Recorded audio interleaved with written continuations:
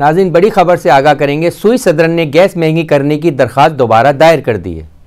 सुई सदरन ने गैस महंगी करने की दरख्वास्त दायर कर दी। इस्लामाबाद सुई नार्दन के बाद सुई सदरन ने भी सिंध के लिए गैस महंगी करने की दरख्वास्त दायर कर दी। सुई सदरन ने गैस की कीमत में 226.18 रुपये फी MMBTU मजीद इजाफा मांग लिया, जबकि गैस की मौजूदा औसत कीमत 1470 रुपये 21 पैसे है। कंपनी की नई औसत गैस कीमत 1696 रुपये 39 पैसे मुकर्रर करने की दरख्वास्त की गई है। दरख्वास्त में मौक़िफ़ दिया गया है कि सुई सदरन का रवा माली साल 47 अरब 77 करोड़ रुपए रेवेन्यू शॉर्टफॉल है, जबकि बलूचिस्तान में रेवेन्यू शॉर्टफॉल का तखमीना 95 रुपये 40 पैसे फी MMBTU है। ट्रांसमिशन एंड डिस्ट्रीब्यूशन लागत में 150 रुपये 67 पैसे फी MMBTU की दरख्वास्त की गई है, जबकि रुपए की कदर में कमी के फ़र्क की मदद से 40 रुपये 96 पैसे फी MMBTU मांगा गया है।